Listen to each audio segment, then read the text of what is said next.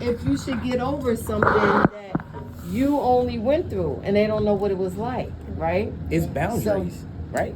Isn't our boundaries? Like, well, do we not have boundaries? We're learning boundaries. That's what I'm think saying. that we've always had to accept that. Maybe that's like you said. You don't know their situation. No, but maybe the boundary is like, no, I need to be in a certain place. Like it has a time and place. I think that's it. So does it transfer over into family? Because we've been taught like that's your aunt, speak to her, or don't be rude to your uncle, but meanwhile we've swept some things under the rug. If the uncle was touching on the knees, that's what I'm saying, and we didn't even call the cops on him. Like that is some of our mental illness when it comes to the cycle of abuse that we've been used to for generations. So, I think when we get to the point where we've tried and tried and tried and tried, we have to come to the realization that these people are not good for us. But that's hard. So you're talking about fathers.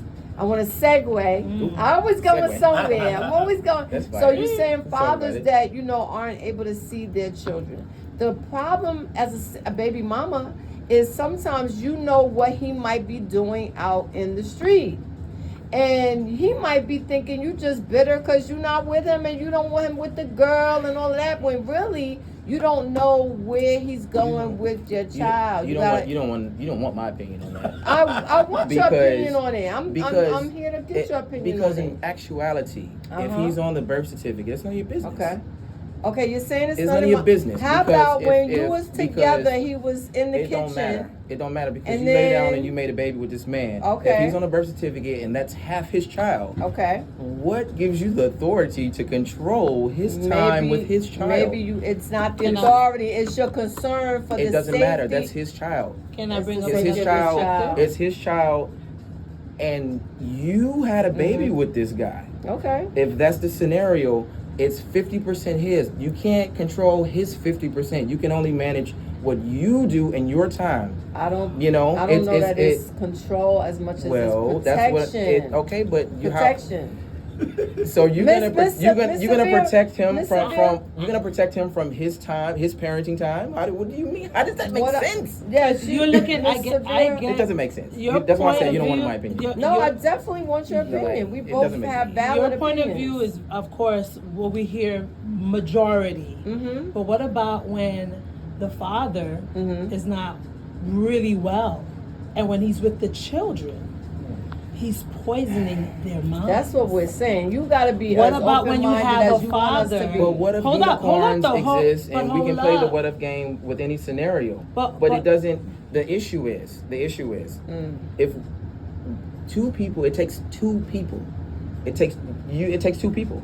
We can't get around that. It takes two people. So the fact that one person wants to control the other person's, because parental alienation can go both ways. We don't want to assign it to a gender. How about the father that was with his daughter and they both got shot up at the car wash? Why? Because they were after the father.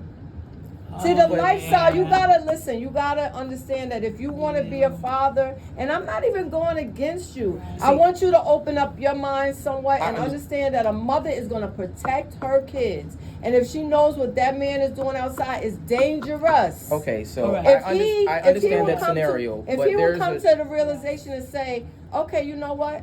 Instead of him saying it's control, if he could admit to you that, okay, I know what I'm doing, and I won't have my child around this or that. Now he could be lying. He could have not even mean it. I understand that drastic scenario, but let's play drastic is life.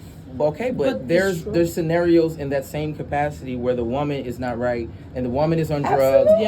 Absolutely. You know, and then you take your child. For example, we can use me personally as an example for within my family because my brothers reside in other states where the laws are different. They both have full custody over their children. Their mother of their children are differently, and when the laws are equal, you can have an equal playing ground because we can like I said, the scenario.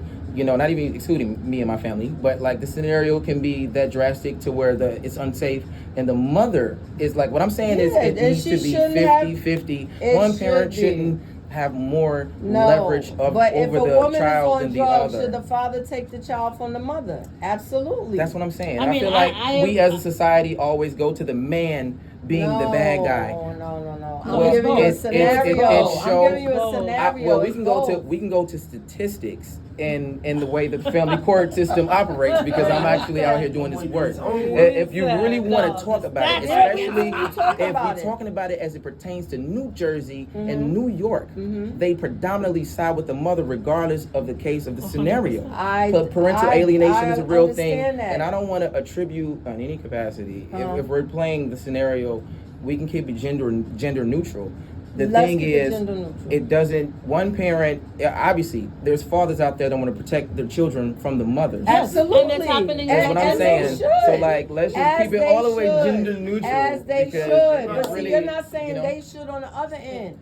If a mother because we have enough rep out here, you know, we have enough fathers out here is already portrayed to be, if they're not in the kids' lives, as a deadbeat or whatever the situation is. I'm not when talking we about have portrayal. I'm talking about for real. I'm talking about for real too, because I know many of petty women, especially because I'm doing this work. So I know personally and know of a lot of women that are wrong in this capacity. So I don't want to assign it and be like, all right, so the man, you know, highlight this situation, because can bring up several situations that have made news international things where women have endangered children. That's all I'm saying. In a microwave. That's what I'm saying. It's like I just don't want to. You know what I mean? No, what I was saying to you. But a lot of that is postpartum too. We have other issues that people don't talk enough about. Yeah, because too, what I'm saying is we have to look at every situation. We can't just say, oh, that's what we want to push. We don't want to push that. I'm giving you a scenario where sometimes a mother is not comfortable because she knows the lifestyle of the father. I'm not saying he can't give visitation. I'm saying that is sometimes the worry of a mom. That's all. It's the worry of a mom. I get that. Because even a man can worry about the men that the woman is having around his child. And he should step in and do something if his child is in danger. He should step in and do that. Now, what you're saying, which makes sense, is when he tries to do that, he's blocked. That's what you're saying. He's not able to have the same rights without going through red tape. That's what I'm saying. That's what I'm saying. That's the reality that we live in. And it's different amongst different these United States, you know. So like there's different laws in different states, and like, but what I'm seeing personally in my circles and the work that I'm doing right now, it's like I'm seeing both sides of it, because obviously I was raised by women, you know. I hear from that side too about how the men don't contribute and they wish their baby father was fighting for, you know. I hear from both sides. Right. But what I'm saying is, it's like that in general, it's like I don't want to seem combative, but I don't want to lead with like being gender specific using that sort of analogy.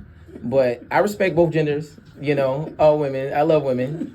No, I'm not being combative. I'm saying me personally. I'm just like, that's why I'm like, I get triggered. We are having a passionate conversation. Because I respect you in your position of what you're doing, fighting for men that aren't able to see their kids. I respect that. No, we're all on the same page. I just don't, like I said, we're strength in numbers, and I get it. Right. So, to lighten up the load. Hey, it's getting hot in here. Hey, that was ratchet rehab. Come on, that is some ratchetness that we going through with our with our mothers, our fathers, our kids. Other than the fathers, no. We getting ready to come back on segment 4, y'all. Don't go nowhere. Hey.